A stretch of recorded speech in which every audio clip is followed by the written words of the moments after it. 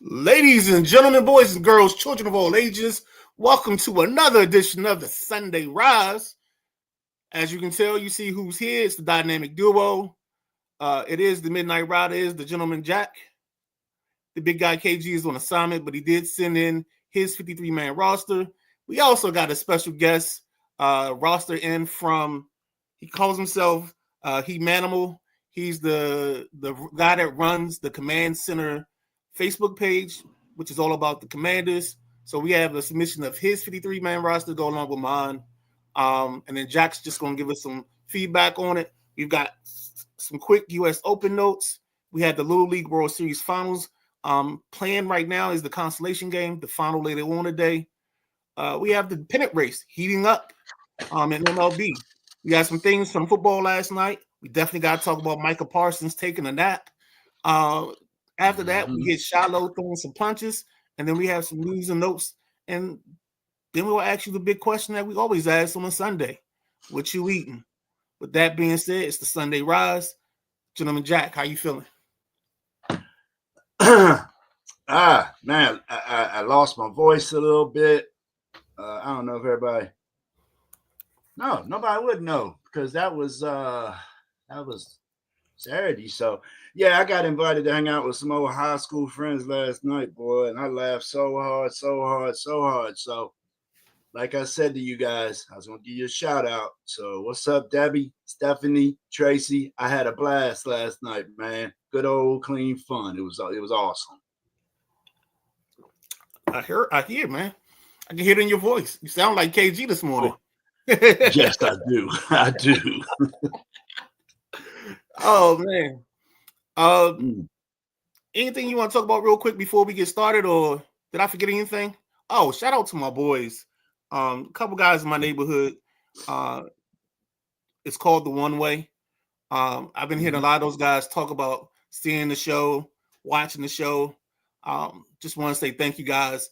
For any of our new viewers, we want to thank you as well.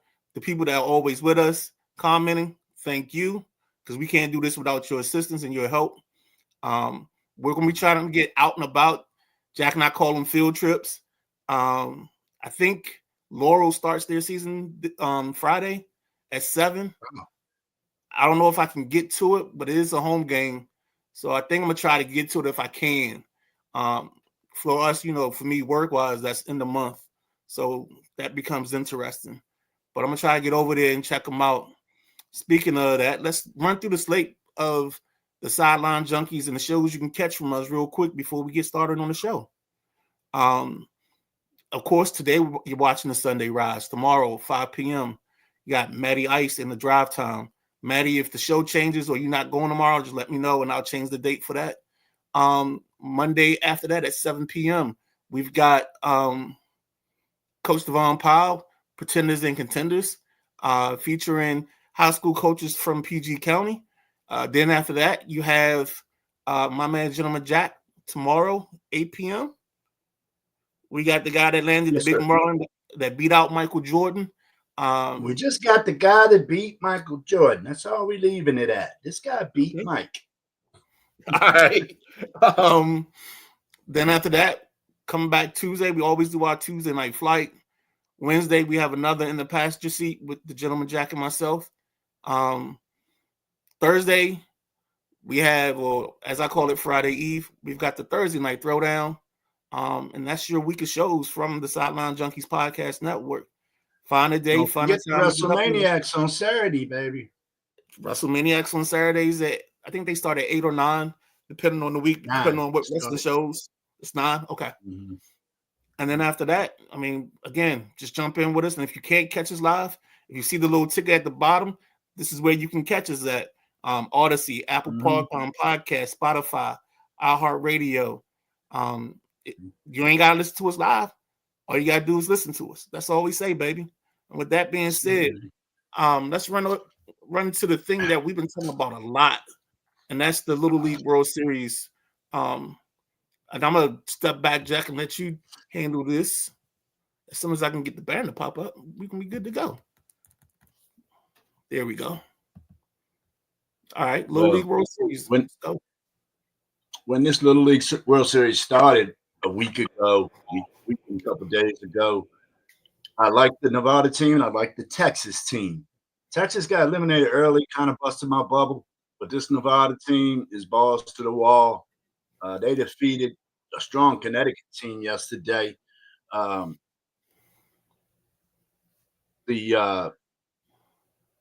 sorry, Nevada jumped out real early in the first inning, put 3 runs on the board quick. Connecticut came back, got a run. It was 3-1 after 1.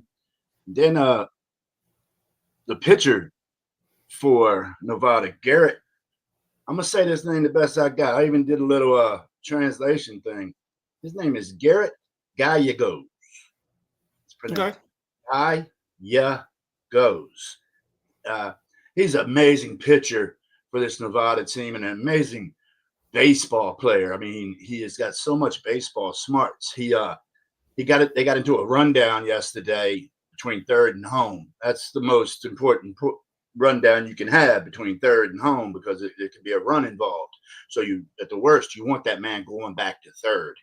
And Garrett didn't have the relay started screwing up, Midnight Rider, on the rundown.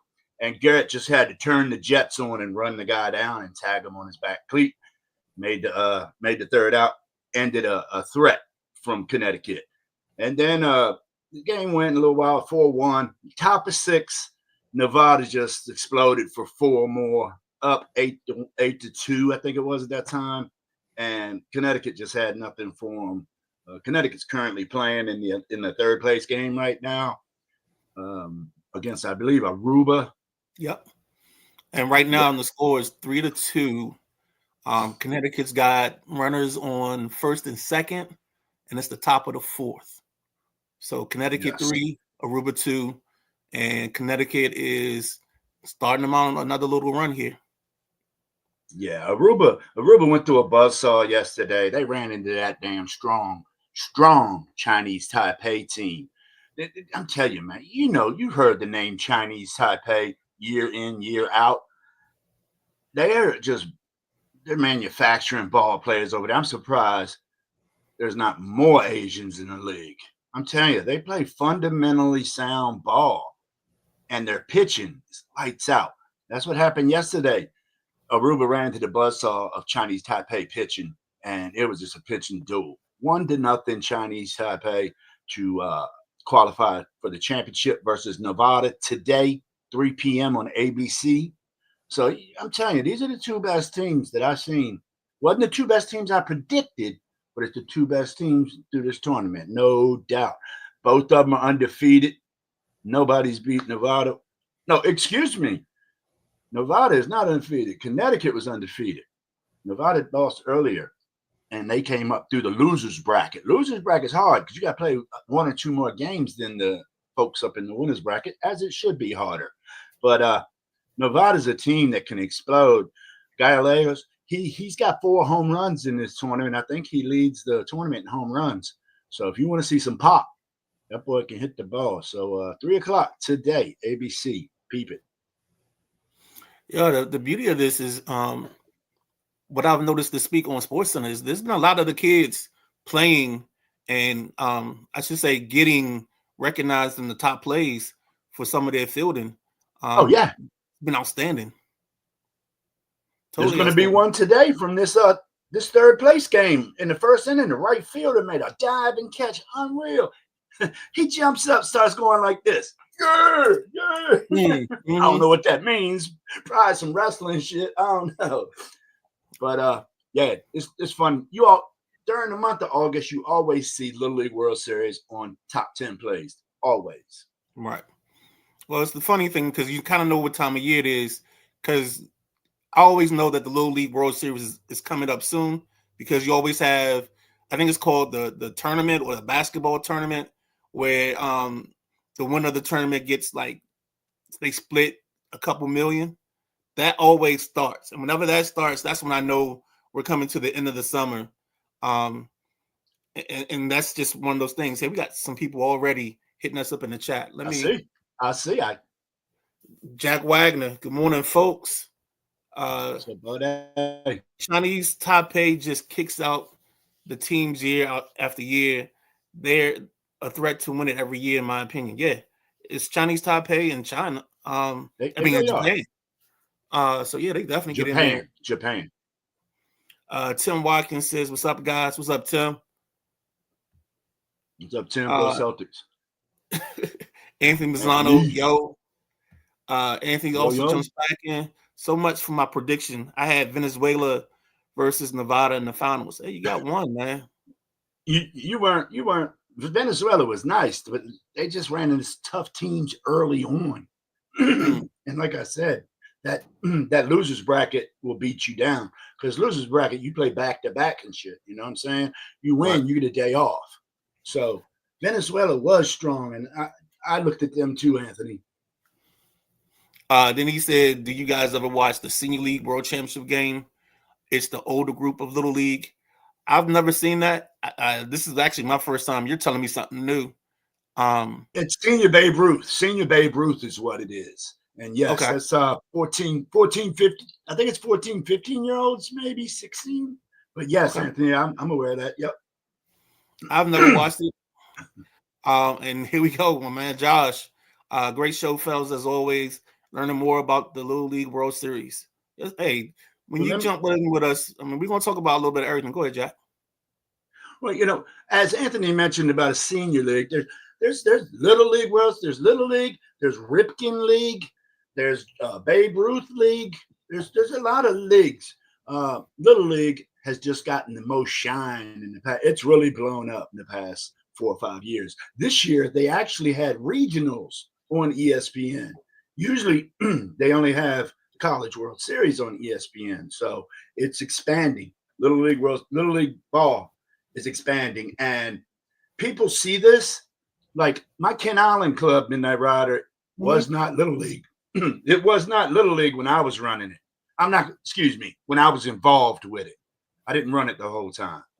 But apparently before I got into to my league, they were Little League, and it didn't go well. So we fought and we went independent and just joined Anne Arundel County League. And now the new blood, they see all this on TV and say, "Oh, I want to be on TV. We got to be Little League then." Man, your chance of going to Little League World Series are like this, dude. I'm not being an ass. It's very slim.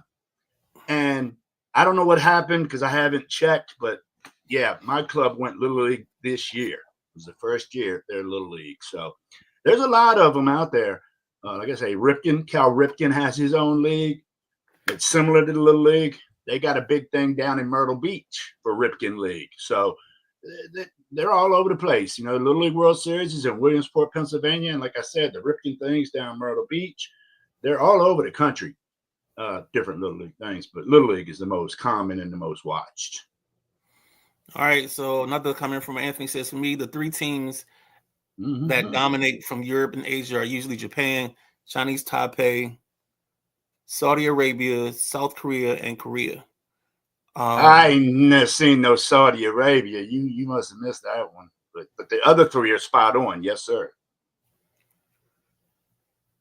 And let's see here. Here we go. We got a question from Anthony. Let's see what he says. Jack, do you think anybody's ever going to break any of the Chula Vista records that they set home runs in 1996 League World Series? I think he's talking about the home runs because they hit a lot of home runs, that team, and they had a pitcher that was sick. I'm not familiar 500% with the records, Anthony. I think you're talking about the home runs they hit. And just in your next message, clarify that for us. That team was phenomenal. Yeah, that team was phenomenal, and I was young. I was younger in '96. And then my man Boone, the JT Barrett president of the JT Barrett fan club. Yo, what up, team? What's going on, Boone? Tell me what you think about that starter they named in Ohio State. I forgot. I think his name is Sayin. I think he's a 5-star. Give me some info on him if you got any. Anything else you got? They named your guy Carr the starter at Notre Dame. Yes, sir. Yes, sir. I like that. You know, it's my nephew. Hey, I could tell the bloodlines, baby. But no, I just thought it was time for Notre Dame to actually like try to develop a quarterback, because the last 3 quarterbacks, maybe our last 4, have been the grad transfers. So I'm definitely glad about that. But let's hit a quick break. Let's come back.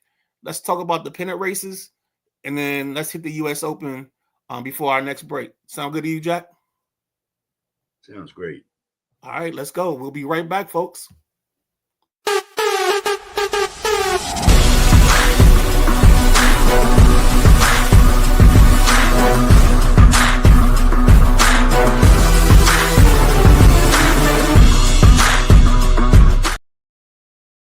Ladies and gentlemen, welcome back. It's the Sideline Junkies Podcast Network. This is the Sunday Rise. I am the Midnight Rider. He is the Gentleman Jack. And as we decide to go ahead and transfer and move to something else, we're going to start talking to you guys about some of the pennant races we got heating up in the MLB. If you weren't paying attention last night, the Padres beat the Dodgers, and now the Padres have moved into first place. And that's kind of what got me and Jack to start thinking about this, because we're coming down to like the last 32 ball games. So people are starting to, I guess the things are starting to unfold, and we're starting to get a clear picture on just who's who and who's going to be playing for what. You want to go ahead and take this, Jack? Well, I mean, yeah, I'm sitting here looking at the standings, and Toronto done pulled away a little bit in the AL East. They're now currently up 5 games on Boston and 6.5 on New York.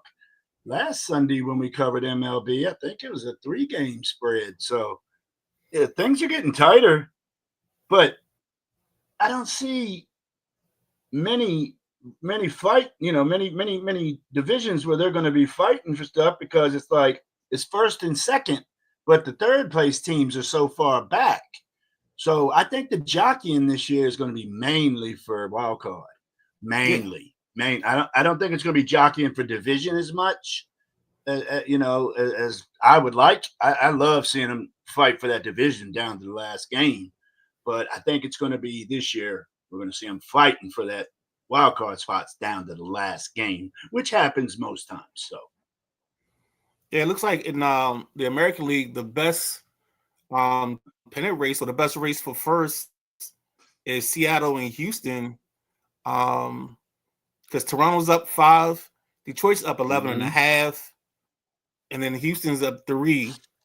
Houston just won't go away. They are the cockroaches of baseball. Every year you think that team's going to fall. Like, it's just, I don't think I had them in the playoffs, because I thought this was going to be a down year. And as we look at it, I don't know, Texas and Seattle was going to battle that division. Really, Texas and Seattle. Texas has let me down the past 3 years. So, well, Texas can't stay healthy, and then their issue is their pitching is up and down, and they've got some big names, but they don't exactly always produce big time. And then this week we had a nice battle all week with the Red Sox and Yankees, battling for that top wild card spot. So basically right now it's Boston, New York, and Seattle as the top 3 wild card teams. And they're all right around 69 and 71 wins. So that's pretty interesting. That's going to be a nice little battle to see how that plays out and who ends up where. It's something how Detroit ran away with the Central now, dude. Detroit's up 12 games on second place. So Detroit's the only team that's going to the playoffs out of the Central, period. Right.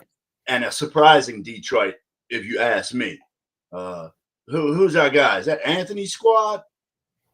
No, I don't think we have a Tigers fan. I think I picked Detroit. We do? We got a Detroit Lions fan and a Detroit Tigers fan. I swear it's Detroit, Anthony, but maybe I'm wrong. Detroit Lions is Jesse.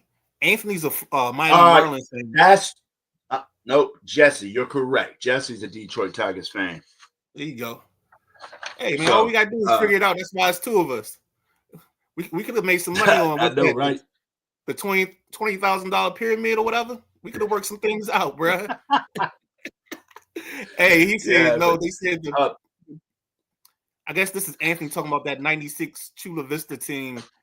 They set Yeah, it the was pitching and strikeouts hitting and the records. home runs.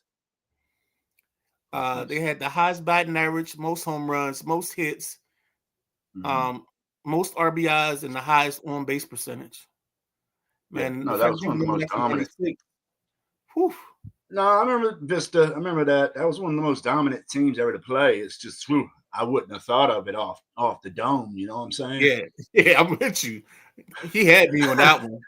I remember it because I'm telling you, Midnight Rider, I ain't missed a Little League World Series since I was probably 12. I swear to God, I look forward to every August for Little League World Series, man. No, I'm just as much of a fan. I just didn't commit a lot of it to memory. And then Booney comes back. He says Super Saiyan. He's an Alabama transfer. All right, we're gonna see what he does, man. Because they come right out the gates with Texas. And Booney, if you around, I think we got our college preview coming up this week. I don't remember the date. If KG's watching or paying attention, give me the date, or we'll just post it on the Sideline Junkies 24/7 page. I'll post the date of it so you can jump in or you can prepare for it. Anthony said for pitching, they had the lowest team ERA, lowest opponent's batting average, most strikeouts, lowest walks, highest fielding percentage. If I recall, they threw 2 no-hitters too, if I recall. But that's been done before, 2 no-hitters. But I think they threw 2 no-hitters. All right, he said, Jack, as a baseball fan, with teams like Miami and St. Louis, is it more about how the young players are playing than them making the playoffs this year? Well, they are already pretty much eliminated from the playoffs a while ago, weren't they? They need to, Baltimore's putting up some of the young arms. That young boy had a no going through 8. And these last 30 games, if you 16 games out, 10 games out, start throwing the youngins in. I think that's appropriate, Anthony. I think St. Louis's problem is all their young guys are about the same. So guys like Brendan Donovan and company. Well, who's the big guy over there? Goldschmidt, the big guy over there.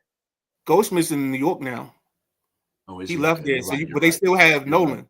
They got Arenado, but the problem with them is just their young guys just come up and they have talent, but they just don't hit consistently enough. Let's see. He said, I think this is Marlins and Yankees fan, Jack. Yes. Guards are toast. The Clase shit coming to bite them this last week. Jack. They lost a bad one last night. They got smoked last night. Jack. What? Jack. What, man? I'm not on mute. No, you're not. No. I'm expressing frustration because on the guards. Yes. Oh, come on, man! You should have been frustrated out enough for your Nationals. No. See, this last week, I've lost 2 parlays in the bottom of the ninth in walk-off fashion, and Cleveland was the second one of the week. It's just like, yo, come on! Like I just can't. I can't throw it in the ocean this week right now. Like you're just right there. I don't want to talk about that. It's cleansing, I lost a 10 leg the other day. That would have took me to Sizzlers twice. Just like I say, just call us the 1-leg twins. That's what the hell we lose by all the time, man. How many 1 legs I lose? Yeah, Maddie says another wasted year of Jose. Timothy said he should have went to quarterback university like 5-star Ryder Lyons at BYU. I don't know if you still got Ryder Lyons at BYU. I thought he transferred out because he got caught breaking the policy there at the school. So you might want to double check that, Tim. What we got next? We got remember I was talking about the Iowa State Kansas State game overseas like a month ago, and you kind of shot me down. I don't care about no Iowa State kids. Man, they were both ranked teams too, dude. The Iowa State quarterback, nice. You're gonna be watching for him. Beck, something Beck. What is it? Rocco Beck. That's I'll be bringing that up in my college football show. You watch out for Rocco Beck. All right, let's finish off this MLB pennant race talk. We didn't hit the National League, and it's not much going on in the National League, like you said, Jack. Besides the West, which I didn't think would be this close. Yeah, that's it. I mean, you got the Phillies up 6, you got Milwaukee up 6, and you got the Padres and the Dodgers going back and forth. I think they play again tonight, if memory serves me correctly. And it looks like the wild card teams are the Cubs, whoever Cubs loses and the the Dodgers. West, Cubs, Dodgers, and then the Mets. The Mets are playing their way out of the wild card, dude. They're playing horrible. They've been free falling, but they still there. Because they're going 5-5. That's why they're still there. They're not getting above 500 weeks. You know what I'm saying? They're 5-5 from 10. And they've been doing that for the past 3 weeks. And I know I remember our preseason show, we need Maddie and I need Cincinnati to catch the Mets because we had Cincinnati in because of our love for the manager over there. Yeah. Yeah, no, I had Cincinnati going to wild card this year. I thought they had enough improvements on the mound. Okay. I really did. And it showed. They improved. Because like I say, and they still got pitchers to bring up. So I look for Cincinnati to be maybe competing in another year or two. And that would make me happy because Cincinnati's my National League squad. And that's because of Pete, right? Yep. That's because of the Big Red Machine. The Big Red Machine, 1975. But if I'm not mistaken, Pete Rose was your favorite player growing up, right? Mm-hmm. Yeah, see, we probably know your co-host. I got you, bro. I got you. Yeah, right, Pete, Johnny Bench. I mean, I liked a lot of that team. Joe Morgan. I mean, I liked a lot of that team. George Foster. Every time I hit a home run back in the day on wiffle ball, I was George Foster and my buddy was Dave Parker. Oh, that's what's up, man. Our boy Booney says someone trying to sabotage my Buckeyes with that scheduling. Paul Feinbaum is behind it. My conspiracy theory. Looking forward to the college football discussion saying is your type of QB. Stays in the pocket, strong, accurate arm, doesn't scramble unless absolutely necessary.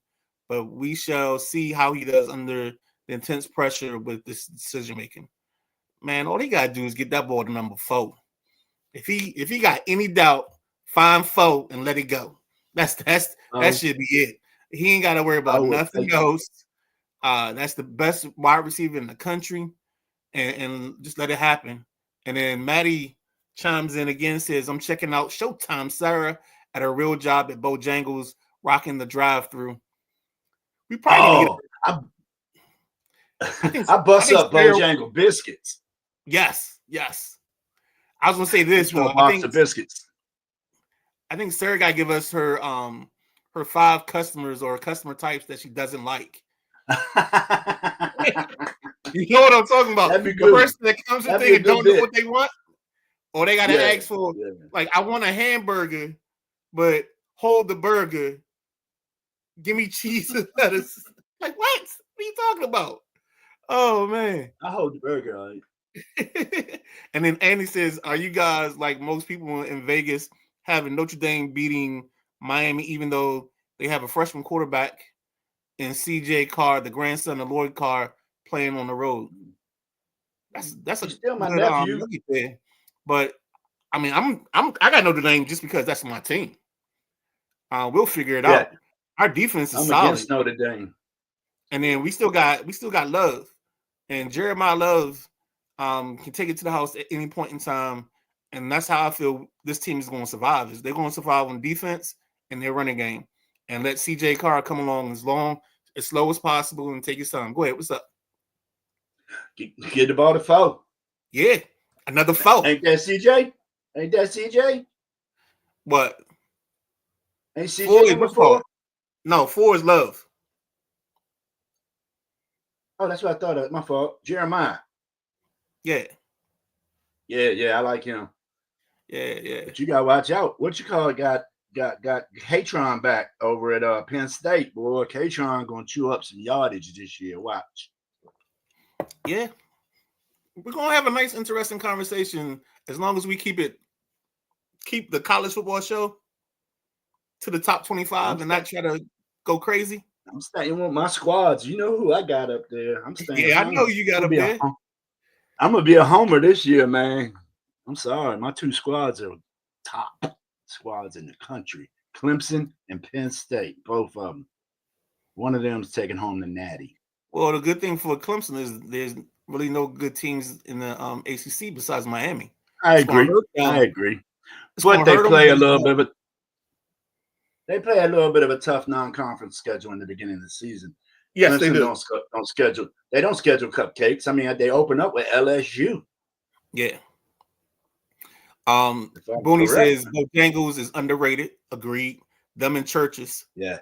I haven't seen it. We don't got many. We don't got many Bojangles. I got one in Upper Marlboro's the one I know of. There's a Bojangles in Upper Marlboro. There's one in there's one in New Carrollton. Yep. And there's one in Myrtle Heights right there in front of Iverson Mall. Those are the only ones I know of. Know that way. Yeah, Clemson opens with LSU. Then they start conference play with Georgia Tech. Yeah, they don't. SMU's ranked 16th, but South Carolina 13th. They played 4 ranked teams, it looks like, so far on their schedule. That's not a lot. Yeah. But I think Cade Klubnik's going to put the points up, Midnight Rider, that's going to show you Clemson's offense as far. Because I'm telling you, their offensive line that Clemson has could start in the NFL right now. That's how badass their offensive line. So I think Klubnik's going to sit back there, eat a couple tacos, and then he's going to throw the ball. He's going to have time for days. Who are their running backs? If you know them, I don't know. Maffa left. Right, I remember that. I don't know who was behind him. That's going to be interesting. But Maddie said, I'll see what I can do for Wednesday. Anthony says this is going to be a defensive battle, Miami versus Notre Dame. Hey, Anthony, real quick, doesn't Miami have like a top, like, I want to say, I'm not going to say top 5, but their defensive line is one of the best defensive lines this year in the country, if memory serves me correctly. I thought it was dumb, and like Clemson maybe had somebody that was going to be interesting. Yes, Anthony. He said, Anthony asks, do you guys have Popeyes up there? Yes, we do. Oh, yeah. Definitely a banger. I think we just kind of didn't mention them because we have them, and Bojangles is one of those places that you don't have that much of. Oh, speaking of that, I'm sorry. I got to give a plug to a spot I went to yesterday. I went to this spot called Chickalicious. No, it's called Chickalicious. Chickalicious. And the only reason I know about this place is if you remember that Sunday we were at the field trip at PVA, they had a food truck, and Josh went to the food truck, came back with some tenders and some fries. Fries were on point, and the tenders were on point. So I went, and basically what I did was I grabbed like 5 tenders, some fries, and I got a drink. And man, I'm telling you, half and half. That lemonade and that tea, man. I drank one while I was there. While I was waiting for my food, and then I took one home with me. Man, half and half are one of the best things in the world, man. Like, yeah, I like it. I like that drink. Yeah, man. And if you get it right, and like out of the you gotta get it out of the fountain thing. You know what I'm saying? Yeah. You gotta get it from there, man. Nothing like that. Yeah, no, I dig that. But look here. Go ahead. We was talking little college football, and I wasn't sure about the Clemson running back room. Apparently, man, they got a young man named Adam Randall. He's a senior. He transitioned from wide receiver to running back this year to be the starting running back for Dabo Swinney and Clemson. And then, of course, they got a little a room of other running backs: Keith Adams, David Nzumi, and Gideon Davidson. I don't know any of those guys, but I do recall this guy Randall being a receiver last year. So it's going to be interesting to see him in the backfield for Clemson. All right, Their offense is going to be Cade. It's going to be Cade Klubnik, man. I'm telling you, the boy has matured a lot in a year and a half. Hey, Jack, let's do this. Let's take a quick break. Come back because we got a college football segment going that we didn't plan on. I know. So let's go college football. When we come back, I'm gonna make the banner real quick. With that being said, we are the Sideline Junkies. It is the Sunday Rise. We'll be right back. Midnight Rider, Gentleman Jack, and when we come back, we're gonna hit you with just some more college football talk because it looks like we got college football blowing up in the comment section.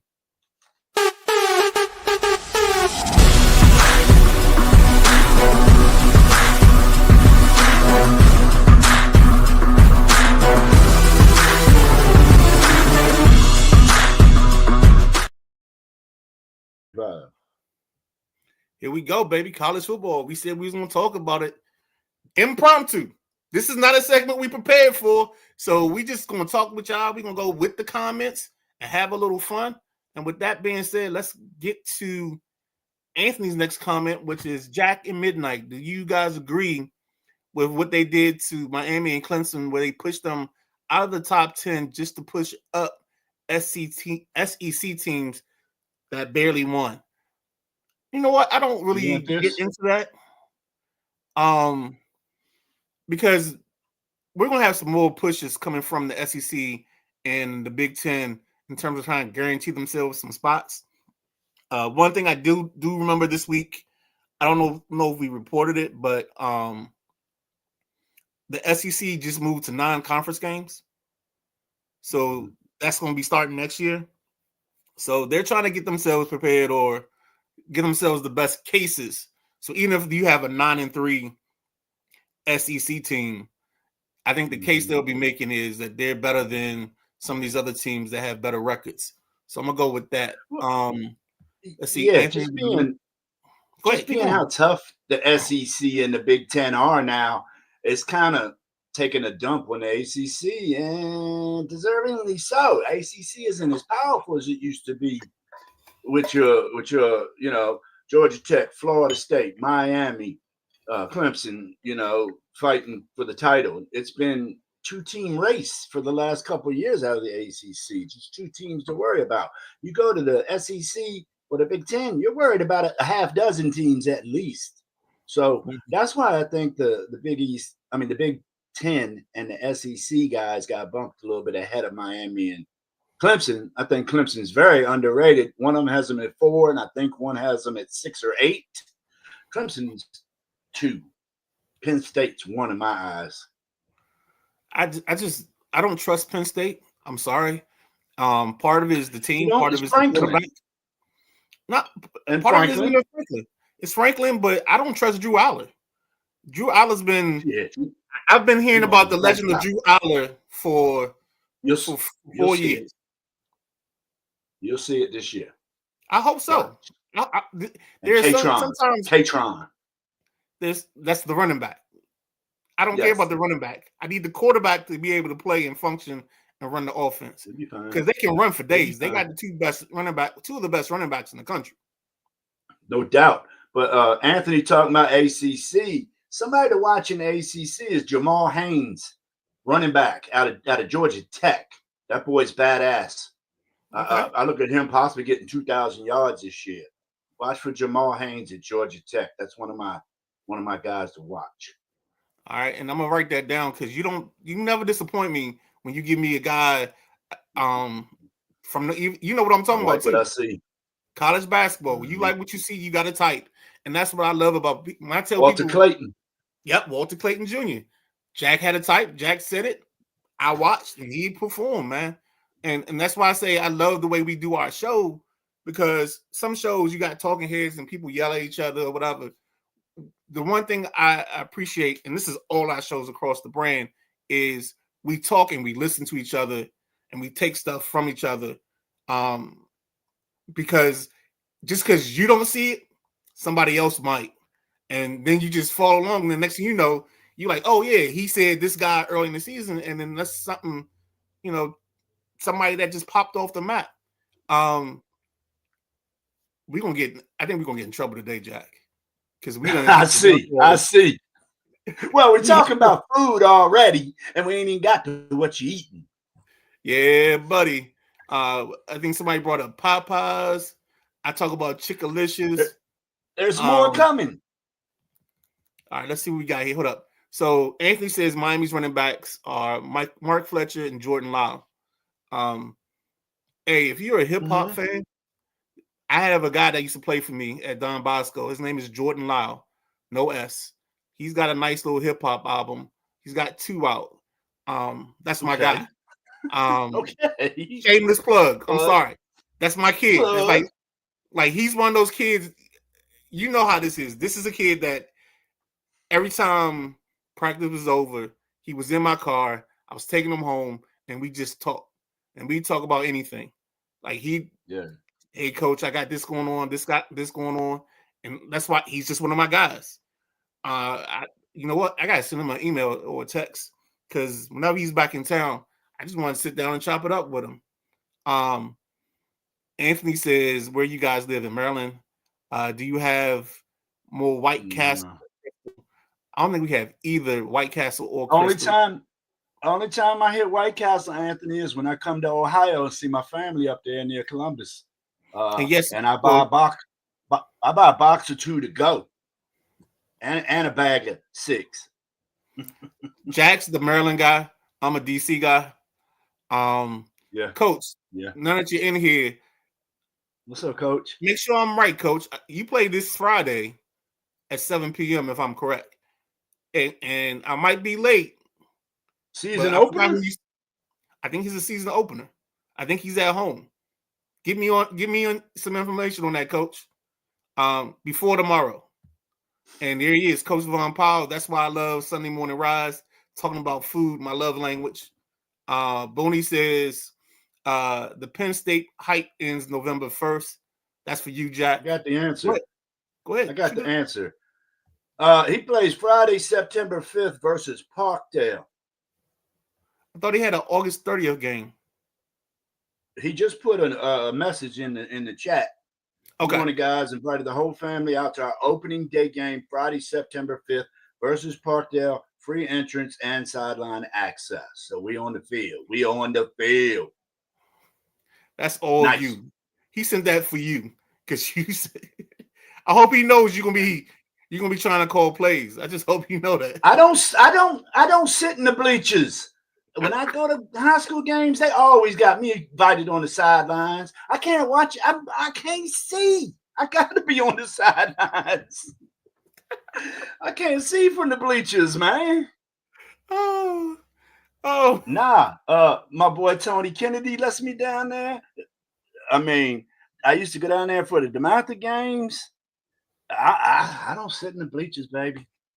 Here we go. To me, that Andrew said to me, that's a bullshit argument just because you're an SEC or a Big Ten team and you go 9-3 does not justify you being over a team who has 10 wins or more from a Big 12 or ACC. I mean, but we haven't really had that argument. I mean, I think this year the ACC got lucky and got 2 in. If I remember correctly, SMU and Clemson got in, right? Yes. And then they keep because the team that everybody was arguing SMU for, upset Clemson. Yes. In the ACC championship. Yep. Or no? No. Yes, Clemson won. Clemson got in SMU got in by winning, I believe, the ACC championship. Yes. They had a great season. Don't get me wrong, but I didn't think they belonged. Mm-hmm. They're more Navy or Boise. I didn't think any of them belonged. Well, and Navy didn't make it. I think that's the reason why you just got, and we said this on the show, that they made the conference winners all bye eligible, and then this year the change in the format is we put the top 4 teams in the rankings as the 4 teams that get the byes, which is the right way. And we said that last year, like that was the only problem. But one of the reasons we ended up with that scenario is because they kind of put this together last minute and they just tried their hand. And that's the one thing that I like about the college football setup is because they tried it one way and they didn't work. So now they got another way that they're doing now. And I think this is going to be a much better result. I think we're going to get much better games. Well, they're going to end up doing another way. And then the final way is going to be just adding more teams to this. I just pray they don't add too many teams to this playoff, man. I don't want to see a 12-team playoff. You know, it's already 12. You mean you want a 16? 16. Is that the next move? My bad. Yeah, that's the next move. Yeah, I don't want to see it. I don't want to see it expand. I don't want to see it expand. I like it where it is. You keep forgetting I speak Japanese, so we good. Let's see what's next. Anthony says I'm just hoping Carson is more of his 2023 Carson than the 2024 last year. Anthony, if you're on TikTok, Jack has a nice video, a clip of him talking about this. And if you have TikTok, maybe we can tag you in it or we can post it on the 24/7 page. But Jack talks about Carson Beck being his 2023 self and not the 2024 guy. It's a great clip. Exactly. And it's exactly what you said. That. He says, yeah. So definitely check that out. And Boone says, and the Commanders made the right move trading B-Rob. Totally agree on that too. Sometimes like it's just like boxing. Styles make fights. And I thought B-Rob style didn't match what they were trying to do here. So yes, sir. I liked having a big, powerful running back, but we couldn't find either Rodriguez or Nichols to be that fast running back to pair with him. So if you don't need him, I'm telling you, our youngin's going to be nice. Oh, Bill, his name, he won't be called Bill. Krosky Max. We'll talk about Bill in our final segment as we break down the final 53. You're going to get 3 perspectives on that when we get to it. But let's stay in this college football wormhole that we're in. Coach says Sideline Junkies is a family. We all in this together. True that, Coach. Amen. And it's growing every day. Hey, and I think the best part about this is the approach that we have. Like we support each other. We always promote everybody's show. And if somebody's needed or you need a voice, you can get an expert from anywhere, man. Or you just get stuck in the Huh? Where we at?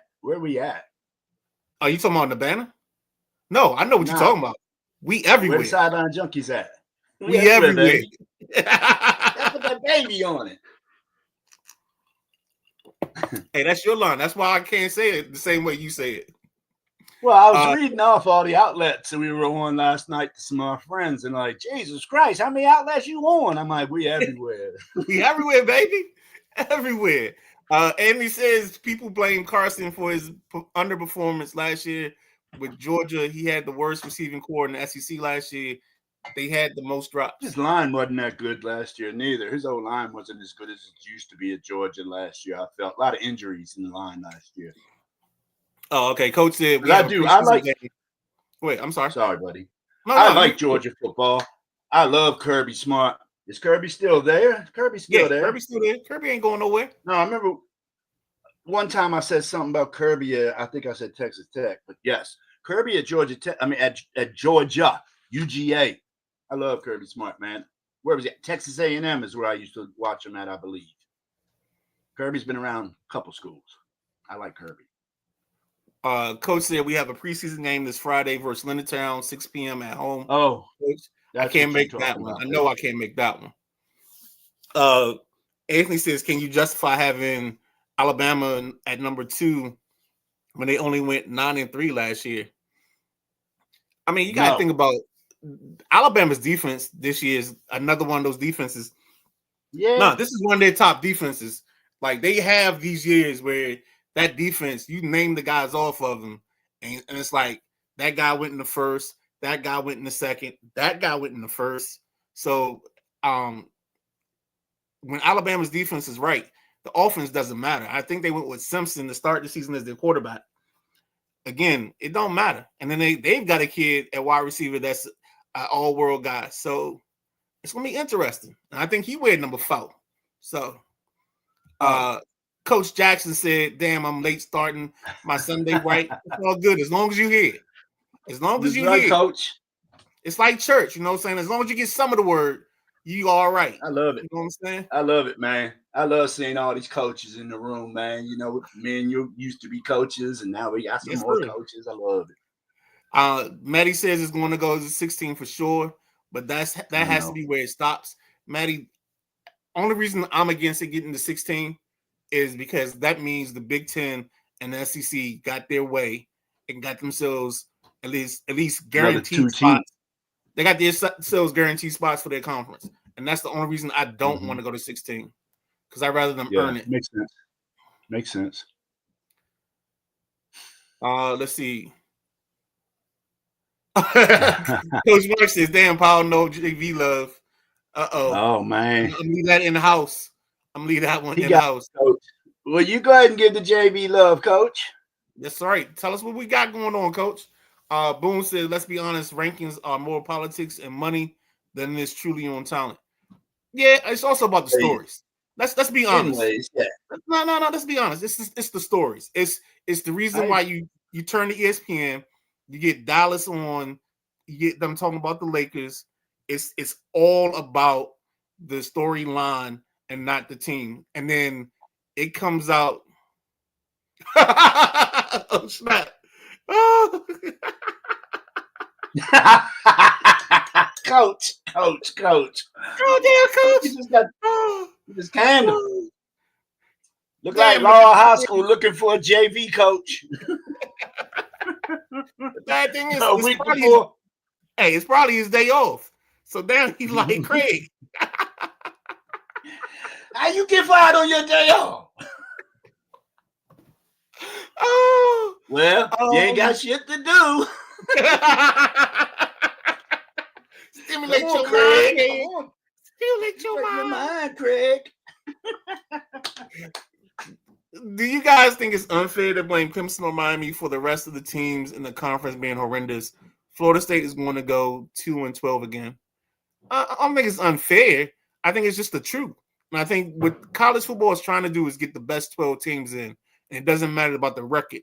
It's about having the best 12. And I think last year, if we played it right, South Carolina probably should have been in the playoff last year as opposed to one of the other teams. I don't remember which team I thought should have been out and South Carolina should have been in. But, yeah, I think South Carolina had one of the better teams going down the stretch. And I thought if they got in the tournament, I think they would have been a very dangerous team, especially with that quarterback and that young receiver, Mr. Harbor, that went to Archbishop Carroll. But I ain't gonna talk about that. I ain't gonna get on that subject too much. The Archbishop Carroll? The Archbishop Carroll, baby. He said, like Coach Jackson said, "I get fired every day anyway." Man, y'all making this show fun today. Oh, man. Love the comments, guys. I love we done gone so far off the trail. We got to come back. Dude, wait, what? Midnight Rider. It's like this. What itinerary? What slate? We ain't got no slate no more. I'm serious. We started on Little League World Series, and now we're on college football. And college football wasn't in today's list. But thanks to the viewers in the comments, man, it's been awesome. Gonna talk to them. Hey, we know what milk. Hey, how they say it? How does Khalees say it? My milkshake brings the boys to the yard. Well, college football must have brought them to the yard today. Oh man! Oh man! Good. Oh, Booney says agreed. Talking about Texas. Coach Powell is dying laughing in the comments. Yo, this has been one of the fun shows, and I'm telling you, we did not start even like this. Well, hold up. You know what this is rolling over from? We had a network meeting Friday night, and I tell you, the end of that meeting, we was all rolling. Joning, it was so fun at the end. It was a long meeting, an hour and something, but Thursday night just rolls over now. Thursday night was ended crazy. Thursday night, remember what I called KG? We had KG, right. Sparkle. Yeah. Sparkle Prophet was in there. I'm just gonna do it. Sideline Junkies going crazy. We going crazy. Oh, Maddie says it's fun. If you can't have fun, man, why do something? Maddie says I will break down Kent State on Wednesday and maybe the only chance to end the losing streak. I think it's 20 or 21 What's going. Oh, I you know what, Maddie? But I don't bet on them. You know what, Maddie? We might have to give the Kent State the Georgetown treatment. Every time we get if they get a loss or they lose another one, we gotta name a player of the loss on the losing streak. So if they get number 22, Juan Soto. Yeah, exactly. Any sport. Oh man. Can we do that, Maddie? Because Maddie jumps in on the Georgetown bit. Yeah, I think I'll open it up for Kent State this year. Please. The ACC just doesn't have the football talent compared to the other big two. Nobody does. The other big two are conglomerates now. Then he says, this is where I disagree with you. The SEC bias, just because they're the SEC doesn't mean they should be automatically in playoffs. I'm not telling you that I think that's the case. What I'm telling you is this is the place where if we get the 16 teams, this is going to be the reason we're at 16 is because the Big Ten and the SEC have secured themselves guaranteed spots. And that's the reason I don't want to go to 16. So I hope you hear me on that part. But when he said this truly redistricting, y'all crazy, man. Stay here at 12 for a minute, Midnight Rider. Stay at 12 teams for a minute for me where I can talk to Anthony's question here. Anthony, tell me what you think the best two conferences in college football are. Are you saying the SEC and Big Ten aren't? I don't think you can say that. I can't. I think you'd be a crazy man. Why you're not seeing? I think he's a fan of a team that's not in that mix. He's Miami. He's a cane. He's a hurricane, I think. Yeah. He says, Midnight, this is why Miami is in the middle of negotiations with the Big Ten to go to the conference in 2029. Yeah. There's only going to be 5-6 conferences. What? No, it's gonna be two conferences at the end of the day. You're not gonna have all these extra conferences. They're gonna get swallowed up. And it's gonna become the Big Ten and the SEC. Because of money. Because of money. That's right. And there's a coach that coaches at Colorado that has a hit song called Must Be the Money. And that's what it is, man. Must be the money. Yep. Oh, here we go. Coach Powell, do you think I can't wait for that game in October. Will have the impact on college football as Deion did, or you think this is schools trying to feed off of what Jackson State did? That's a great question. And I'm gonna say I don't think he's gonna have the same. They can't have the same impact Deion did because Delaware State and where are they coaching? Oh gosh, it's one of them's at Delaware State and the other one's at they green and gold. Aren't they in Florida? No. It's a Virginia school. They wait green and gold. I'll find it. Norfolk. There he is. Norfolk State. Yep. I think that's going to be an amazing game. It's going to catch a lot of eyes, but I don't think it's going to have the impact Prime had. Can they win like Prime did? Can they turn a program around like Prime did? I mean, you look at that Colorado team. They win 2 games before Prime got there? Let's take a step back because, like you say, let's rewind real quick. Because Prime's impact at Jackson is different from the Prime impact at Colorado. At Jackson, yes, Prime got eyes on the program, and I think you're right. And I think DJ and Vic will have no. I think DJ and Vic will have the same impact on that level. You know what I'm saying? Yes, you're right. Mm-hmm. I was thinking Colorado effect. Right, Prime at Colorado, he took over a team that they lost by like 30 plus points every game before he got there. And now 2 years in and they're 9-3 which is amazing to me, in its own right. And I think this year the schedule is a little bit softer. And the only question for him is going to be his quarterback. Which kid is he going to go with? And then how does that play out? We in SEC, we in college football heavy. Guys, we're going to take a couple more minutes of this. Going to Norfolk State. We're going to jump back into what we had planned and then finish off with the 53-man rosters for teams. So SEC and Big Ten are hence the reason programs are leaving the Big 12 and the Pac-12. Yes. Jack, I agree with you. Big Ten and SEC are the best conferences, but it doesn't justify putting a 9-3 team just because the conference is tougher over a 10-win team. Schedule. It's not even that. I think, Anthony, with the part you're missing is this Alabama team and the way they're coming back, they're just going to be dominant. And it's not – defensively, they can be a very dominant team. And if that defense holds up and is true to itself the rest of the season, everybody else is going to be in trouble. And I know Miami has a great defense. Alabama. Go ahead. Mm-hmm. Alabama's going to be better this year. It'll be the second year for DeBoer.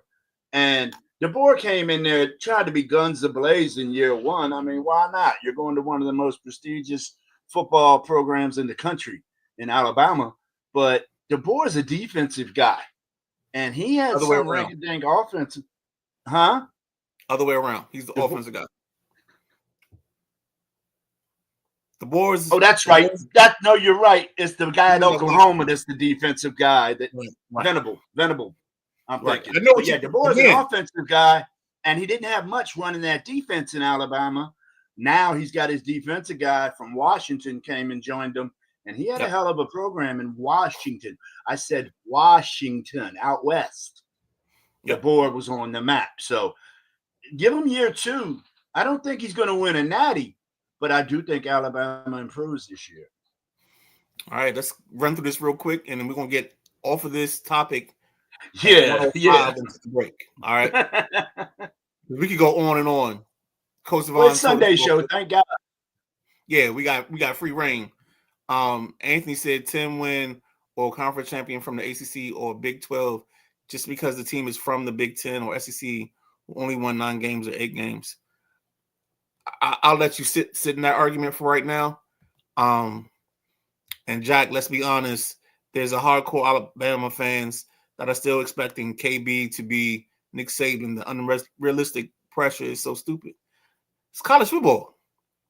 Yeah, I mean, like John if you're Shire. Not, it's just like, go ahead, you about to say it. Go ahead, say what you about to say. John Shire replacing Coach K, or Hubert Davis, or not even Hubert Davis. Who was that? Roy Williams replacing Dean Smith. I mean, it's impossible to fill them shoes.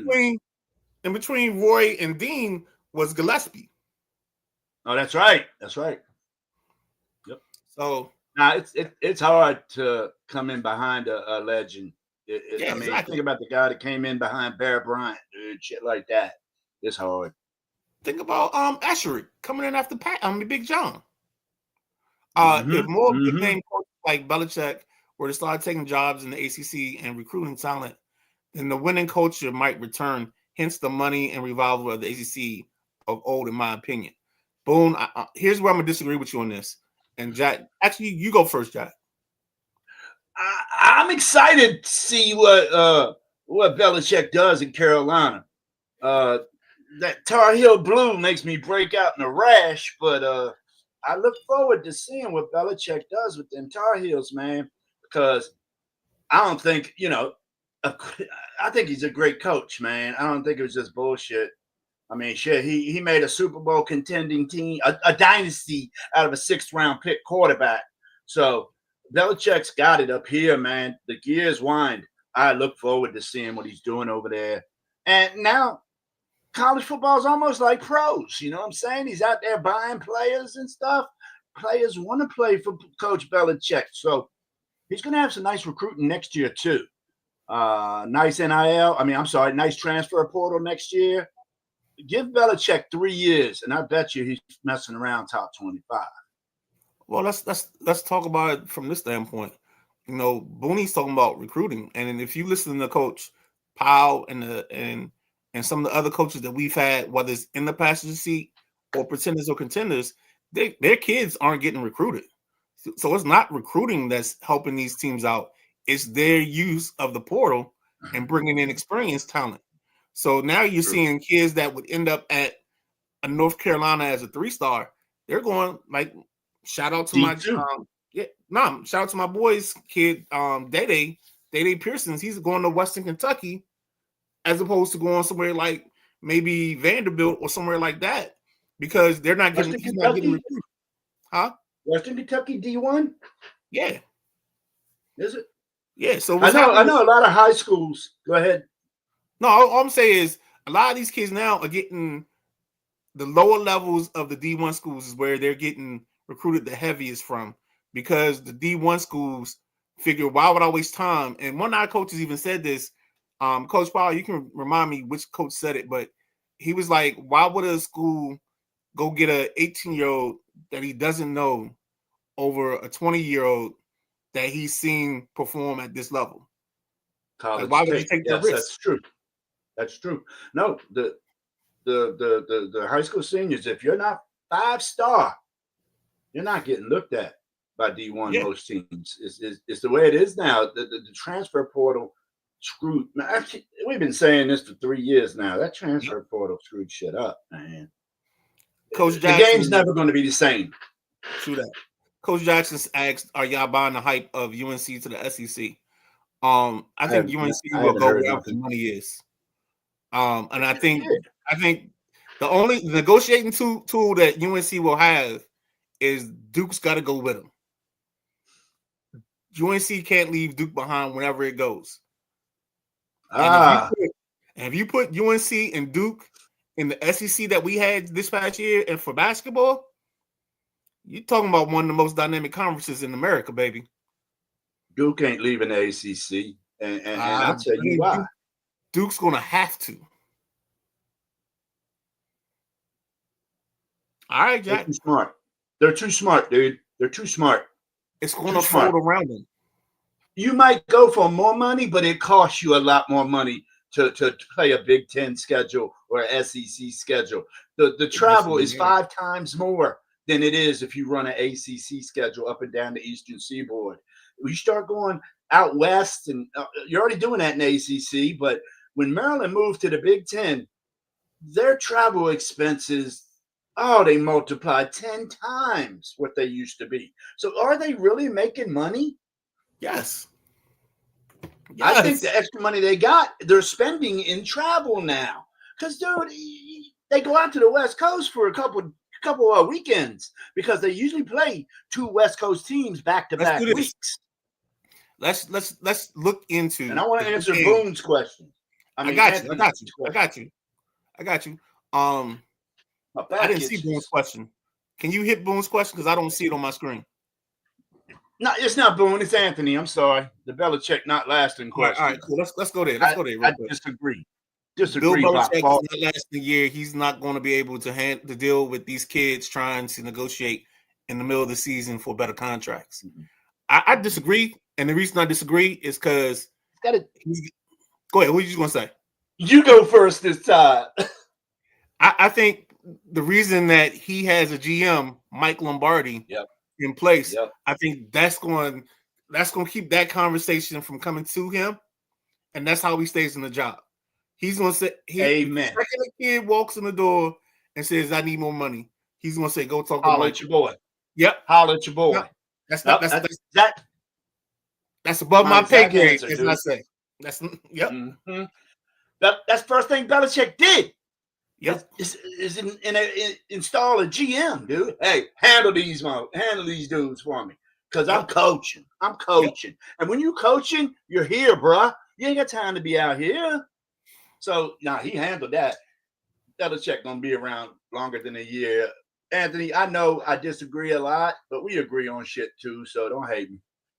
Common theme: high school kids aren't getting recruited. They want older kids, more mature kids to coach. Yep. And makes sense. That's why his best friend Nick Saban left. He didn't want to deal with NIL.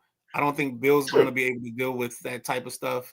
High school kids or sophomores renegotiating their new contracts. I think, Anthony, I think the part that you're dismissing is the fact that Bill has already put in a buffer. And I think, to be honest with you, I think the reason he got the idea of a buffer was actually talking to Saban, and Saban saying, this is what I deal with. And that's why he built it into place. He's one of the most prepared people that we deal with or that we watch every year. Now, Saban left because of that. Krzyzewski left Duke because of NIL. Roy Williams might have left because it just started when Williams left, didn't it? Yeah. How long Williams been gone now? 3 years? 3 or 4. Yeah. It's chased a lot of coaches away from the game because the first couple of years, yes, they had to deal with these players. I want money. Yeah. But now a lot of the schools got GMs. Like we said a couple of years ago, GMs need to be instilled in these teams. And I still think they need a commissioner, something in the NCAA to start. They need more control over the NIL. Kids got to stay in school for 2 years or something. They can't keep changing schools after 1 year, man. It's bullshit. It's almost not worth the investment. So there's a kid, and I saw this in my memories. He was a 5-star recruit. I think his name was Malachi Nelson. He was like at UCLA. He moved to another school. I think 2 years ago he was at Boise. Didn't win the quarterback job. Like these kids are moving and going every which way to try to get a starting job, and it's just not happening anymore. Real quick, Jack, I'm gonna take Coach Powell's comment, and then we got to move on to something else. We do. I apologize, but I'm not gonna be able to get to your next 2 comments. But yeah, let's hit Coach Powell real quick. We're going to see this mega conference start to die. Presidents and ADs are going to start looking at winning more than joining these conferences because at the end of the day, the booster wins. Coach, I disagree only because I think all the money is going to be in the bigger conferences, and there's going to be nowhere to play because that's where all the TV money is going. The TV money is going to all these big powerhouse conferences, and I mean, you see the Big 12 and all those places just dry up and go away. So that's how I see it. Let's go ahead and hit a break, and then let's reset. We're gonna come back. Jack, let's hit real quick the U.S. Open, and then let's finish out with our NFL stuff. Does that make sense? Yeah, what you got on U.S. Open? I don't have anything. I just got a little note. We can dabble on U.S. Open. I heard something last night I didn't know about. Midnight Rider was aware of it. I don't know if you guys are, but we'll get to that after the break. Yeah, let's hit that nugget, and then we come back, and then after that, we're going to go heavy on NFL and 3-man rosters and get out of here. So real quick, here we go.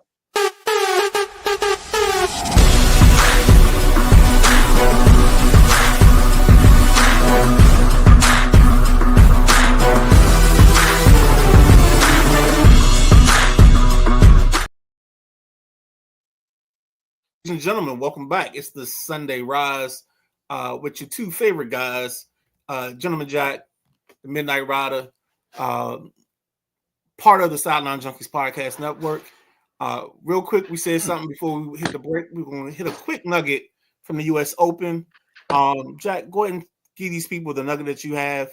And then sometime this week, my guy, Rick T, will be on just to give his thoughts on the U.S. Open, kind of giving us a tennis expert opinion as well. Go ahead, Jack. Yeah, definitely.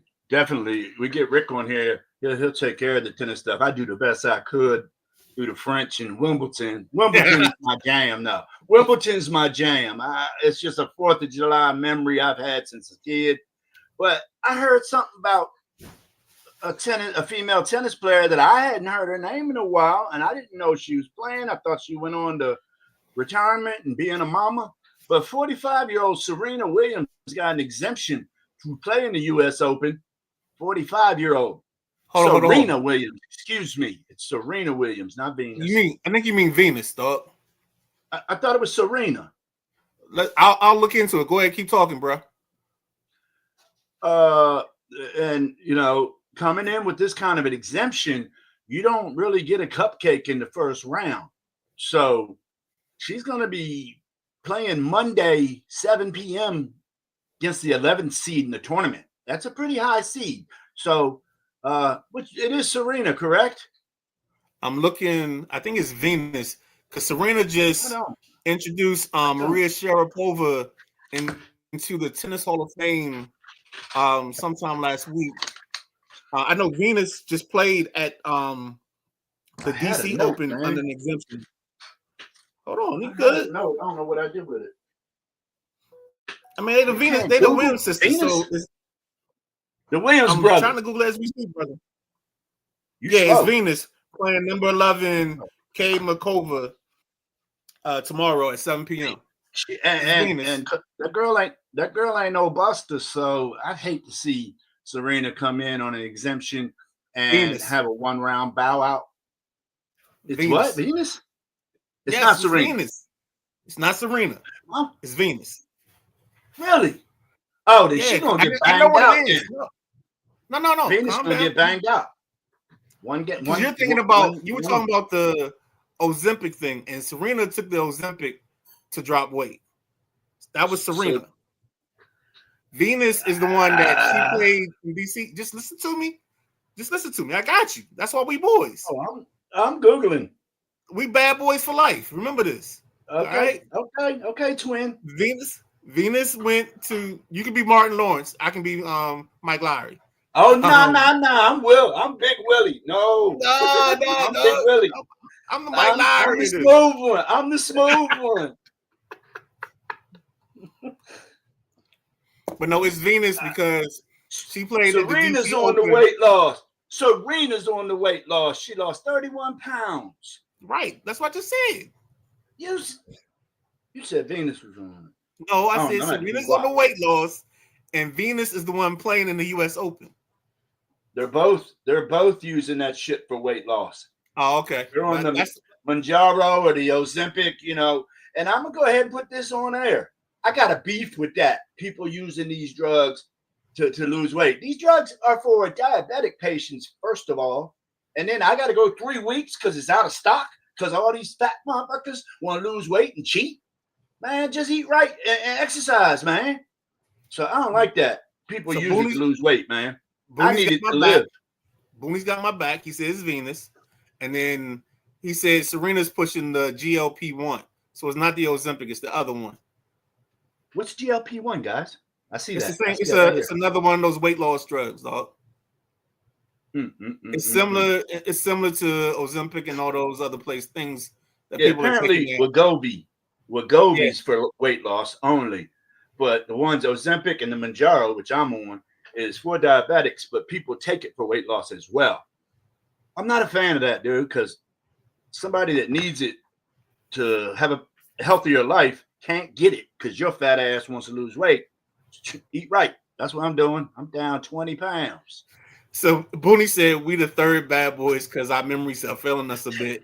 I think we more on Bad Boys 4. You know what I'm saying? Yeah. Oh man. It's been a fun show today. Man, craziness all over the place. Let's hit these next two things real quick. Get in and out of it and get to the 53-man roster and call it a day. We in trouble. All right, so first let's start with Shiloh Sanders. Haymaker last night. Gets him kicked out of the game. Not a big deal. I just think Shiloh's been showing this since he was at Colorado. He had the penalty. I think it was like their first or second game last year where he had a helmet-to-helmet contact penalty that I think was Bush League. But he has this tendency to get personal fouls. And I think that's what we saw here in this situation. Him just losing his cool. But Minarad, if he does this stuff in the season, he's going to get suspensions and fines.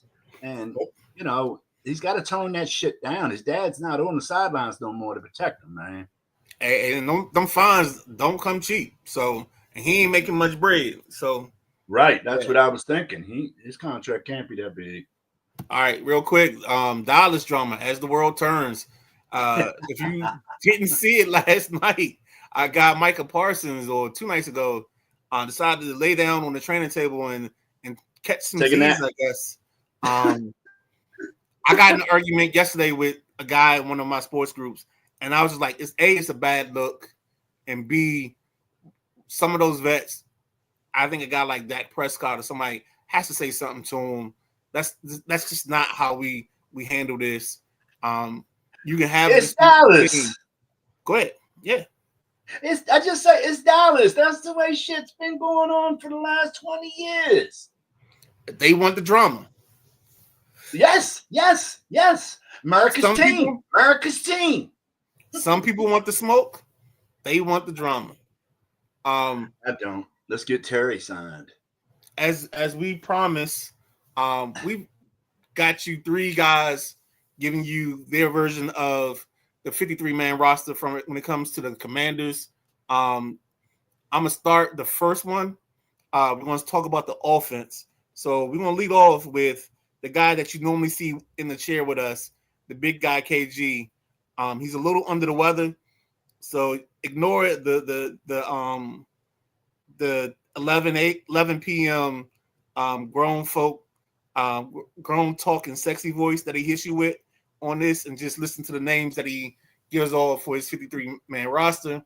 After he goes, I'll give you the one from my guy, He Manimal, from the president or the leader of the Commander Center Facebook group, and then I'll give you my offense, and then we'll flip over to defense as well and give you everybody's version of that, and then we'll talk about what you eating and get out of here. So here's KG with his offense for the Washington Commanders.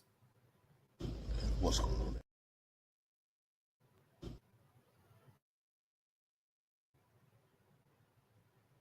All right, hold on. Let's try this one more time. What's going on, everybody? Just want to come in with my offense real quick. Defense will be up next. Quarterback, cut and dry. JD5, Mariota, and Josh Johnson. Hartman's going to go to the practice squad. Running back became clear when Brian Robinson got traded. So you got Bill, Eckler, McNichols, and Rodriguez. At wide receiver, we got Terry, Debo, Gallup, McCaffrey, Noah Brown, and Brooks. 4 tight ends with Ertz, Bates, Sanat, and Yankov. Your starters on the line will be Tunsil, Coleman, Biotish, Allegretti, and Wiley, with Connolly, Fant, and McKay backing them up. So that's your offense right now. Offense that you can win with. Hopefully everybody stays healthy. So back to. All right, so first off, just listen to KG's list. The one spot that I think he carried too many wide receivers. I think he only has 8 offensive linemen. I don't think this team is going to go into the season with 8 offensive linemen. That's just cutting it too close, living dangerously. On my guy from Command Center Facebook page, He Manimal. Some people may know him as Terrence Johnson. Kid played at DeMatha. To tie the ties into the Sideline Junkies, his offensive coordinator was Coach Bashia. So he has this. He has Daniels and Mariota as his 2 quarterbacks. He only carries 2 quarterbacks. He has 4 running backs. Rodriguez, Krosky, Merritt, Eckler, and McNichols. I think that's the consensus amongst the 3 of us. Wide receiver, he has 6. He has McLaurin, Brown, Samuel, Lane, McCaffrey, and Martin. I think they're going to try to push Martin to the practice squad, but I get why you put him there because I agree. Tight end, we got Ertz, Bates, Sinnott, and Yankov. I think that's another consensus. O-line, he's got Tunsil, Coleman, Biotish, Allegretti, Wiley, Connolly Jr., Paul, Cosme, Scott, and Fant. So that gives him 10 offensive linemen. So he's got 20. So he's got 26 offensive players. I agree with the numbers. I don't quite agree with the players that he has. And I'll show you what I have. I have Johnson, Mariota, Daniels as the 3 quarterbacks. McNichols, Krosky Merritt, Eckler, and C-Rod as the running backs. So that's 4. I only have them carrying 5 wide receivers to start the season because you can call up the guys. So that's why you don't need a 6th receiver unless you feel like you need one. So I got McCaffrey, Brown, Terry, Debo, and Lane. 4 tight ends, Yanko, Sennett, Ertz, and Bates. I think Cosme starts on the PUP, and they carry Tunsil, Scott, Dieter, Coleman, Biotish, Allegri, Conley, Wiley, and Paul as the line. Anything or anybody you think we missed out on there, Jack? No, it sounds real good. What do you think about Conley? Is he going to get that starting guard position, or you think he's going to be a backup his first year? I think Conley's going to be our right tackle, and he's going to.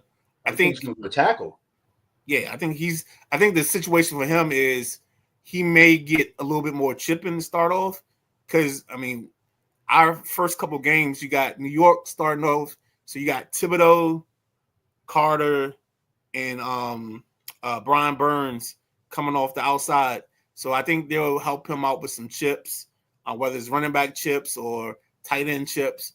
They'll help cover him up that way. I think after that, I know somewhere in there's Max Crosby with the Raiders. I think we start with some very good right defensive ends, and he's going to have to start slow, but I think we're going to have to get him some help getting that started. Go ahead. What else you got? At the tight end spot, Sinnott needs to step up, and I think at the wide receiver spot,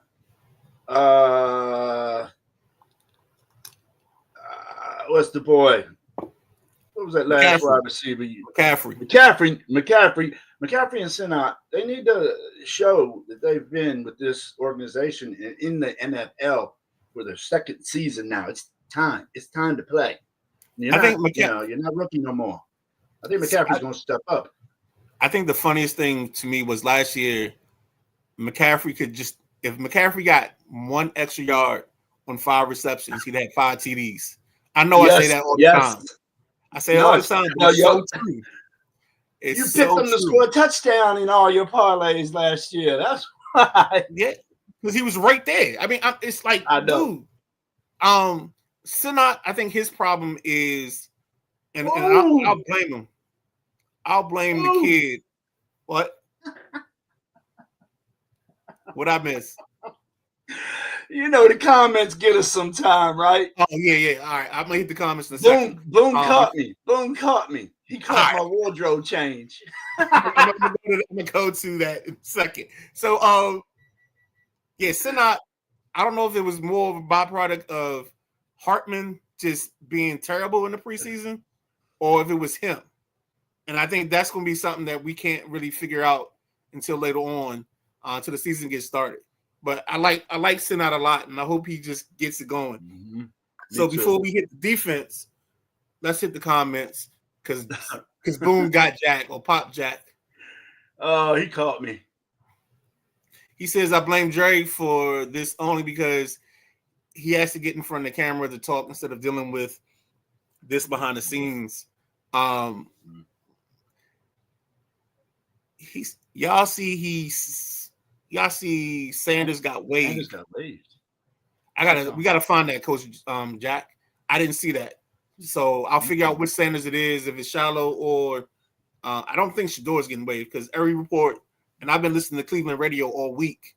I think they're keeping all 4 quarterbacks in Cleveland. And Jack's going wardrobe changes in the middle of the show. Okay, I see y'all. Hey, man. Peep this, y'all. Go ahead. I had to shoot Midnight Rider a little BRB in my text here because we on iron 30 and 4 cups of coffee. I had to go. So I go in the bathroom and damn, the shirt I wanted to put on for the show is hanging right there all pretty. I said, well, they ain't gonna notice. Do it. God damn. Boone hit that jump first comment. Good catch, Boone. Oh, that's funny. That's funny. Let's go. All right, so let's go defense, and we're doing the same order. We'll do KG's version. We'll do the He Manimal version, and then I'll give you my version, and then Jackson give you just some comments and thoughts of his. Here we go. I'm not doing the math for KG. He did go to Bladensburg, so just know the math might not be mathing. 58. Because the last 2 years, KG's been at 55-man roster on a 53-man roster show. So I'm just letting y'all know that now. Here we go, KG. All right, coming back with the defense.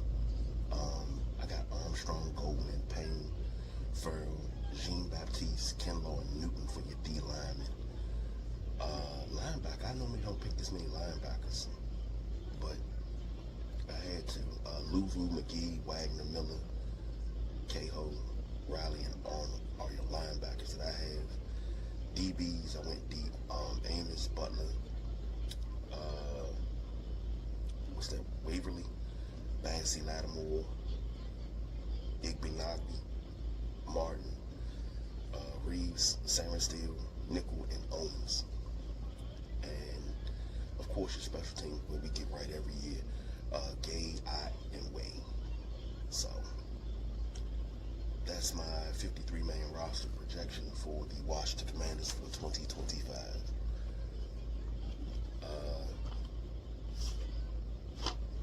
We'll see who got it right on Tuesday. So until then, I'm going to get back in the bed. Much love. All right. All right, coming back with the defense. The Quiet Storm. I got Armstrong, Goldman, Payne, Farrell. Vandross. No, I'm messing with y'all. KG sound like he just doing a late night slow jam special. All right, so I got He Manimal from the Command Center Facebook page. He's got defensive line. He's got 7 guys: Wise, Armstrong, Payne, Newton, John Baptiste, Kinlaw, and Martin. He's got 7 linebackers. It's kind of, oh, okay. I see why he got 7 linebackers. Because he's got Miller as a linebacker. So he's got Louvu, Miller, Wagner, McGee, Madrano, Cahill, and Bellore. Jack, this kid Cahill, he's an undrafted linebacker they got from UCLA. I think he makes it. Yes. I like him. He was in a lot of plays yesterday, and he actually, after watching the game the second time, I actually changed the way I did my roster setup because of him. We got 10 DBs from He Manimal. He's got Lattimore, Amos, Sarensteele, Igbenogany, Jones. That's hold on, that screen just went out. Harris, Martin, Reeves, Owens, and Butler. And I think I have something similar. I think I only have 9 DBs and 6 linebackers. So my situation is I've got Kinlaw, Payne, Newton, Wise, Armstrong, Farrell, Day, John Baptiste, the linebacker Martin that he got from Chicago, and Goldman from I think they got him from Atlanta last year. I've got, do I have Miller? Oh, I messed up my numbers. So yeah, so my linebackers, I got Miller, Wagner, Louvu, McGee, Madrano, and Bellore. And I'm gonna try to sneak Cahill on the practice squad. And then DBs, I've got Owens, Harris, Martin, Lattimore, Amos, Sarensteele, Igbenogany, Butler, and Reeves. And then of course you got Gay, Ott, and Way as your specialists. I think Cahill's gonna be an interesting person that I've seen people get on the lineup. I don't know. I think honestly it comes down to Cahill and Goldman. I think that's how that last roster spot goes. Because they brought in John Baptiste and played him last game. I think they got a spot for him. Plus they drafted him last year. Whereas I think this Goldman setup is a place where they can possibly, I think it comes down to who they think they can sneak onto the practice squad. Can you sneak Cahill or can you sneak Goldman to the practice squad and let them live there and let them eat? Yeah, no, I feel that. But you mentioned the undrafted linebacker out of UCLA. Didn't Washington draft a linebacker out of UCLA too? Yep, that's the kid Madrano. So Madrano, nice. he's a weak side linebacker. Mm-hmm. He's fast as all get out. He used to play wide receiver. Right. They told him that, if you want to play football beyond the next 2 years, you don't want to play wide receiver. You got to play something else. Yeah. So they moved him to linebacker, and he's fast. He's quick. He's got some good instincts. I think it doesn't hurt that the guy that coached you at linebacker at UCLA is now your linebackers coach in the NFL, and that's Ken Norton Jr. Okie doke. Oh, that's right. That's right. Yeah, Kenny. Mm-hmm. All right, Jack. We are at 136. Woo-wee. I tell you, man, that impromptu college football segment, boy. I hope these guys are around nice. College football show. I enjoyed it, but I tell you, Angela Boone again. Boone should have been there that time I put on 9 different Redskin hats in one show. You remember that? Yeah, I remember that. I think that's a Celtics fan thing, because Tim Watkins does that a lot. I'll never forget the Super Bowl that I forgot who Pittsburgh was playing in the Super Bowl. I think it was the Packers, maybe. But he went through his plethora of Steelers jerseys during the game. Like he'd go upstairs and come down with Hines Ward. Go upstairs, come back, Ben Roethlisberger. Go upstairs, come back, Palomalu. I was just like, dude, you're killing me. Yeah, you're killing me. But let's start with a wrap this shit up B first. Anything we missed or anything you wanted to talk about that we didn't really mention? I think I'm good. You got anything? No, you hit it all, man. We, did a little baseball, did College World Series, talked about some of our high school football games coming up. I'm excited for the professional season, the college season, and our local high school football season to begin, man. It's going to be a great fall, great season. All right, and then let's just go ahead and close out with the Sunday special. What you eating, man? No, what you eating, dog? I'm home alone, I'm home alone. The girls, it's move-in weekend for Cameron. I went up there Friday, and then my wife had to bring some other stuff up there Saturday night. So my wife went on to stay with her parents, which is close to Cameron's school. They live in West Virginia. Her father is on the beginnings of dementia, and she's just up there to help her mom. Give her mom a little. That's a tough thing. Yeah. Well, my mother-in-law's father went through dementia too, and that was crazy when we used to go visit him, and he didn't know who we were, even though he used to stay at my house 10 years ago. You know what I'm saying? Dementia sucks when people don't remember you that you love. But so my wife's gonna stay up there till Wednesday, I think.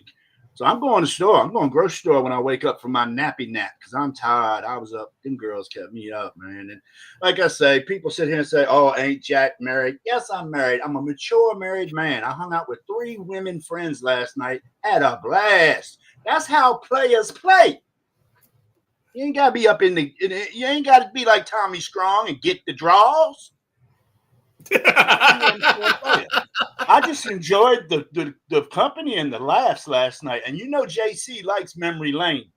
Right. Last night I was on cruise control on memory lane with them girls. Went to high school with 2 of them, and the other gal grew up in Laurel, so she knew what we was talking about. So it was fun. And I need a nappy nap midnight rider. I'm tired. All right. On my side, I think I had a good food weekend. I started with some wings from Eddie Yums. I don't get mine with the mumbo sauce on it. I'm not a big mumbo sauce guy because every place does their mumbo different. I think that was Thursday and Friday. Yesterday, like I said, I had the Chickalicious. Enjoyed that. Last night, I did shrimp tacos again. Tonight, I'm going to go out and buy me a couple bags of shrimp. Yeah, I mean, the beauty of it is it's just so easy. You get you like a little thing of slaw, drop that in. Drop some chopped up tomato, chopped up some onions. I get a lime. Yep. I get a lime. I squeeze my lime in it, and I just throw the shrimp on it, and I'm good to go. And I try to leave enough butter in the bottom of the pan, or have something in the bottom pan, and I can try to drizzle it a little bit. Give me a little drizzle. Yes, Drizzle. But the one thing I did find was this place called it's this thing of tacos. It's called Mission Street Tacos, I think. Never heard of that. They come in, they're small tacos, the street tacos, but the thing about them is they're already good to go. If you don't warm them up, you still get a good taco. There's some that you gotta warm up. Yeah. But this is one of those ones that you don't have to warm up to get a good fold. But I feel if you go to the right taco joint, they give you the double tortilla. Right. Double. So it don't tear. Because I hate when my shit tears. What, you ain't eat the taco then? You get your fork, you know what I'm saying? But when they give you a double tortilla, your taco is going to be money. And I got to get up on JoJo real quick. What? JoJo hits. LOL. Exactly, Jack. And I know what she referring to when I said grown-ass man hanging out with 3 women friends. It ain't about the draws. Right. Mature people stuff, JoJo. Mature people stuff. But yeah, that's what I'm having tonight. I'm hoping to have some shrimp. I don't know how I'm going to prepare them. I might do steamed, or I might saute them and do tacos. Yeah, I just throw them on in the pan. Drop a little butter in it, and I'm good to go. Yeah, but I got this little appliance. It's about this big, man. This little appliance. It's probably 12 to 16 inches long. It's a little steamer joint from back in the 70s, young. It's old school. And you just set it, forget it. Steamed shrimp ready in 18 minutes. It's banging. I'll post a picture on the page. It's for sure. I don't know if it might be made by Ronco or somebody, dude. It's old.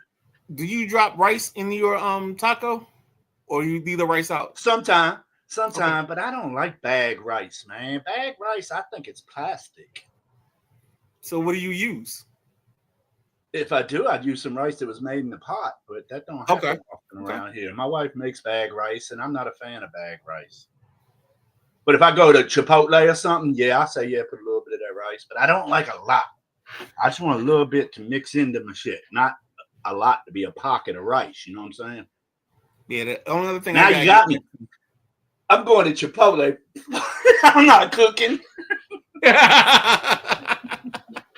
Chipotle or the Mexican food truck if they're open on Sunday.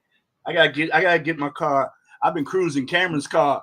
I rode Cameron's car last night. Hold on. No, let's go back to your Rob Randall guy, the guy that I got the brisket from. What was his name? Sarge's Barbecue. Sarge. Yeah, Sergeant Barbecue. If you I think he's in I forgot where he's at today. Dealership. Yeah, I caught him there. I think you can follow him on Facebook. Yes, you can. His locations. Mm-hmm.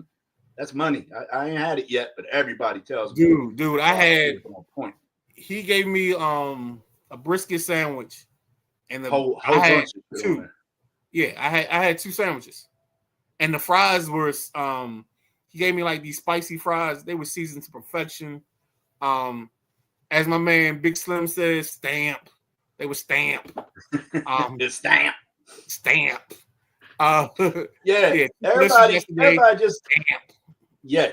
Everybody just be on the lookout. This gentleman we speak of quite often on our shows, Rob Randall, he will be in the passenger seat this fall, and you will be able to find out what a great man he is. Been friends with him. What am I? 57? Shit, I've been friends with him 50 years. So can't wait to all you guys out there in Junkie Land meet Rob Randall. And then go ahead and give us the reintroduction of what you got tomorrow night. In the real quick. All right. We're gonna keep this short, okay? All you guys are sports fans, Tune in to In the Passenger Seat tomorrow, 8 p.m. I got a guy that has beaten Michael Jordan is going to be on my show with me and the Midnight Rider tomorrow night. A gentleman that has beaten the one and only MJ. So tune in and you'll see who's in the passenger seat. Monday, special edition, 8 p.m. And think about it like this, guys. There was an episode where the Junkie Wormhole went into fishing. And that's the last of your hints. And we'll talk to you later. For the Gentleman Jack, I am the Midnight Rider. It is the Sideline Junkies Podcast Network. This is the Sunday Rise. I'm not going to lie to you because we did a whole lot of overtime. But I want to thank everybody in the comments. This college football thing turned into its own segment.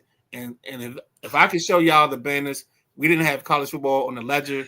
It just kind of grew into its own thing. So we thank y'all for just being receptive and open and giving comments because you built the whole segment. And that's what we are. We are about the people. We try to introduce you to people and also address things that the people got on their mind, no matter what the show details are. So thank you for that. Go ahead, Jack. One last thing. MLB talk I forgot to mention. Philadelphia Phillies ace pitcher Zach Wheeler. He gone out for the season. Yep. He's got major shit going on. He was dealing with blood clots in the leg. You never want to deal with blood clots, guys. So now he's got what's it called? Thoracic outlet syndrome, I believe. Yes. They call it TOS. Yes. Yep. I said thoracic right. Check that out. I saw that. You've been working on that. I think we need to say, they say it can take 8 to 10 months. He should be ready for spring training, but that's a shame because Wheeler was having a hell of a season, man. He's going to miss probably, 4 starts? He's probably going to miss the first month of the season at minimum. I mean, no, I'm just talking about the rest of the year. Yeah. The rest of the year, he probably have 4 more starts. And then Right. It hurts the Phillies, man. It does. He's their ace top dog, man. So, but if they got a kid, this is when you find out about a kid that maybe at AA that they like and they bring up, or some kid that's in AAA. So these are how some of these stories get made because they get an opportunity that they weren't expecting beforehand. But with that being said, we got to get y'all out of here so we can get to the rest of our weekend. Thank you for staying as long as you did, everybody. We thank all of you for everything, your participation, your comments, making us laugh. This has been one of the most fun shows I've done on a Sunday. Fun week. Yeah, man. Fun week. With that being said, we'll see y'all. You know why? Football's back, baby. That's why. Yep. All right. We out of here.